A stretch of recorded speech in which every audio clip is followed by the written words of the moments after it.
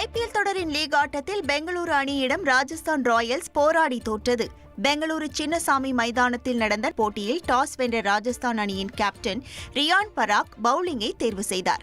முதலில் பேட்டிங் செய்த பெங்களூரு அணியில் கோலியும் தேவ்தத் படிக்கலும் அரை சதம் விளாசி அசத்தினர். 20 ஓவர்கள் முடிவில் பெங்களூரு அணி 5 விக்கெட் இழப்புக்கு 205 ரன்கள் குவித்தது. 206 ரன்கள் எடுத்தால் வெற்றி என்ற இலக்குடன் களமிறங்கிய ராஜஸ்தான் ராயல்ஸ் தொடக்க முதலே அதிரடியாக ரன் குவித்தது. அந்த அணியின் ஜெய்ஸ்வால், துருவ் ஜூரேலின் அதிரடியான ஆட்டத்தால் ஆரம்பத்தில் ரன்கள் குவித்தாலும் சீரான இடைவெளியில் விக்கெட்டுகளும் வெளியேறின. மிடில் ஆர்டர் பேட்ஸ்மேன்கள் நிலைத்து நிற்காததால் தடுமாறிய நிலையில் 20 ஓவர்கள் முடிவில் 9 விக்கெட்டுகள் இழப்புக்கு ராஜஸ்தான் 194 ரன்கள் மட்டுமே எடுத்து தோற்றது.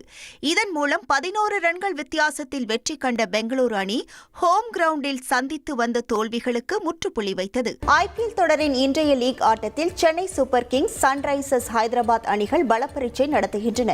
இரு அணிகளும் இதுவரை விளையாடிய 8 போட்டிகளில் 2இல் மட்டுமே வெற்றி பெற்றுள்ளன. இதனால் தரவரிசையில் சன்ரைசர்ஸ் ஹைதராபாத் அணி 9ஆம் இடத்தையும், சென்னை சூப்பர் கிங்ஸ் அணி கடைசி இடத்தையும் பிடித்துள்ளது. வரும் ஆட்டங்களில் தொடர் வெற்றி பெற்றால் மட்டுமே பிளே ஆஃப் சுற்றுக்கு செல்லும் வாய்ப்பு என்ற நெருக்கடியான நிலையில் இன்று இரு அணிகளும் மோதுவதால் ரசிகர்கள் மத்தியில் பெரும் எதிர்பார்ப்பை ஏற்படுத்தியுள்ளது.